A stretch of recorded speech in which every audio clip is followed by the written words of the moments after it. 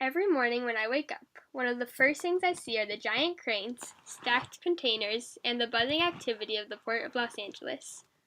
This view is often accompanied by the ceaseless blaring of horns as trucks fight their way through lines to pick up their haul. The view of the port and all its activity has been a constant in my life, growing up in the seaside town of San Pedro. I have always known the port was big, and I've sensed that it had an influence on my town, but it wasn't until I began investigating its history and impact that I realized just how important the Port of Los Angeles is to my life, to the lives of all Angelinos, and to the economy of our entire country. The Port of Los Angeles, found in modern-day San Pedro, was not always a center of action and influence. It was inhabited first by Native Americans who hunted and lived in the marshy tidal flats of the area. The first written documentation of the area came with the arrival of the Spanish explorer Juan Rodriguez Cabrillo. He named the area the Bay of Smokes after the spiraling smoke that rose from the natives' fires. Cabrillo described the area as an excellent harbor, and the country is good with many plains and groves of trees. The year was 1542. The harbor would be largely ignored by the Spanish for another 200 years, but eventually, with the arrival of missionaries and additional colonizers, the harbor of San Pedro was recognized as a safe place to dock ships and trade goods. It grew rather quickly as a commercial center under the Spanish, then the Mexicans, and by the time California joined the Union in 1848, San Pedro was a booming trade town. At this time, though, the port of San Pedro still had significant drawbacks, which, unchanged, would prevent it from becoming a world-class port. It was relatively shallow, keeping the largest trading ships from docking on shore. It also lacked a well-established on-land transportation system, meaning once goods had been brought ashore, they were difficult to get out of the area. One man changed the course of the port's history, and as a result, changed the path that San Pedro and Los Angeles as a whole would take in the next 200 years. That man was the visionary Phineas Banning. Banning was an entrepreneur who in the 1850s recognized both the faults and the potential of the Port of Los Angeles. He took on multiple port-related projects that eventually won him the title of Father of Los Angeles Harbor, and shifted the port from a small success to an international center of trade. Banning saw the need for an on-land transport system to support the movement of goods brought to shore. He began with a stagecoach and wagon operation that quickly transformed into the first railroad in Southern California. Equally important to the expansion of the port was Banning's decision to work with Congress to dredge the shallow port, adding more than 10 feet to its depth to get a breakwater built. With these improvements, large ships would safely dock and transport their goods to downtown Los Angeles and beyond. Banning's home, located in Wilmington, has become a museum. Here's a short video shown when you visit the museum. Welcome to the Banning Museum. Phineas Banning built this home in 1864.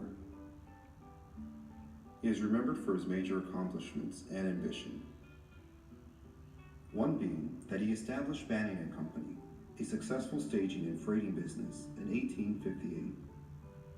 That same year, he founded the town of New San Pedro, later renamed Wilmington, in 1863. He was then elected to the State Senate in 1865. As senator, he introduced his bill for the first railroad in Southern California, a necessary first step in getting the Southern Pacific to link Los Angeles with the rest of the nation via the Transcontinental Railroad. Banning also lobbied in Washington to obtain federal assistance to build a breakwater and develop the harbor. Before the breakwater, Richard Henry Dana described unloading at San Pedro. We let go our anchor at a distance of 3 or 3.5 miles from shore. The land was of a clay consistency, and as far as the eye could reach, entirely bare of trees and even shrubs. And there was no sign of town, not even a house to be seen. As we drew in, rocks and stones covered with kelp and seaweed. Picking our way barefooted over these, we came to what is called the landing place. Due to Banning's efforts, the breakwater was completed in 1873. As the Port of San Pedro grew increasingly successful and profitable, other Southern California harbors began to try to compete. Santa Monica, Marina del Rey, and Redondo Beach all attempted to create trading ports of their own. It was recognized by local leaders that a decision had to be made on which port would be supported and used by the growing city of Los Angeles. After the review by a 5-member panel of engineers, it was decided that the Port of San Pedro was the best bet for the rapidly expanding South Bay. To ensure that Los Angeles could exercise control over the port, the city annexed the area of San Pedro and Wilmington in 1906. This officially made the port not just the Port of San Pedro, but the Port of Los Angeles. From the 1850s onward, the Port of Los Angeles has been in an almost constant state of expansion. It now ranks as one of the 5 largest ports in the world and is a major center of international commerce. The ports help with the movement of over 14 million containers annually and supports the movement of more than $400 billion worth of goods per year. The top 5 imports arriving in San Pedro include furniture, auto parts, clothing, electronics, and plastic goods.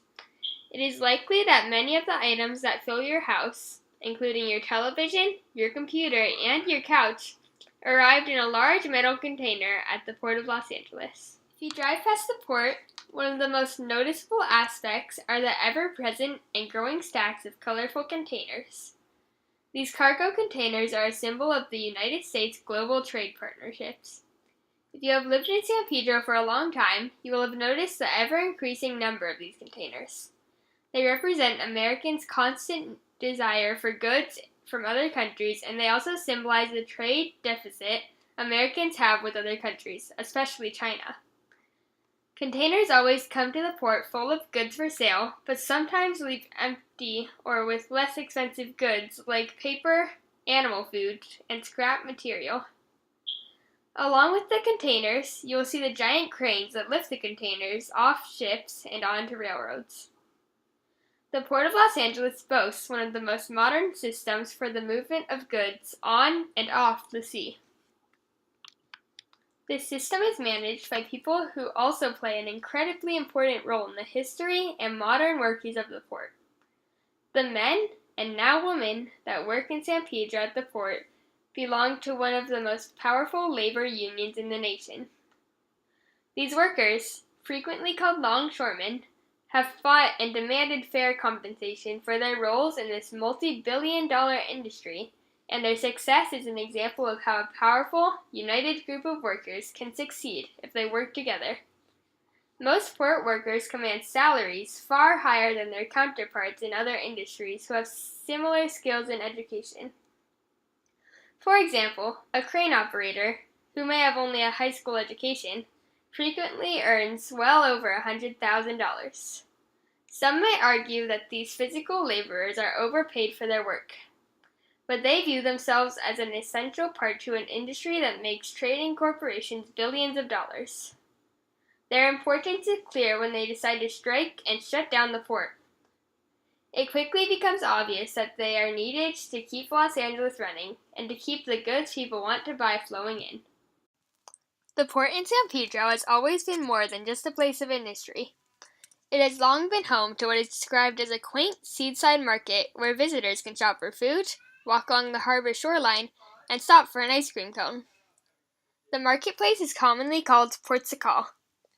In recent years, the city of LA has worked to make the Port of Los Angeles, found in San Pedro, a more developed recreational site, and it has become a popular leisure spot for San Pedro natives and for tourists. There are many historical sites that have been preserved and are worth visiting. As the shipping industry grew around the port, so did the fishing industry, and along with that, a canning business. The popular tuna brands, Van Camp and Starkist, both had factories at the port. You can now visit the house of Wilbur Woods, who is considered the father of the tuna industry. You can also learn more about the workers of this industry, primarily women, by visiting the Maritime Museum at the port. This museum also contains an impressive collection of model ships, as well as displays that cover the history of the port. One fun place to visit along the harbor is Fire Station 112. This fire station was built to serve the port and to deal with fires on boats or along the shore using fireboats. It currently houses a classic fireboat built in 1925, and it tells the history of the fire station.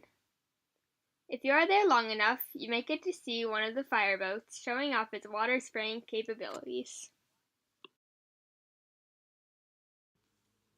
If you aren't interested in the history, there are many other types of entertainment at the port. Harbor cruises are offered daily and can be anywhere from 45 minutes to 3 hours long. When the season is right, you can board a boat for a whale watching tour as well. Many people who come to Port Sakal are just interested in a nice walk and a good meal. The port has many restaurants to choose from, offering everything from a cafeteria-style meal to fine dining. One of the newer and popular landmarks is the historic Battleship Iowa. Just walking by, you will be impressed with its size, and if you choose to, you can go aboard for a tour. There are many other things to do when you come to the Port of Los Angeles. You can stop by the local lighthouses, visit the Korean Bell, or stop by one of the various memorials set up to honor different groups and individuals throughout history. The Port of Los Angeles is often an overlooked treasure in Southern California.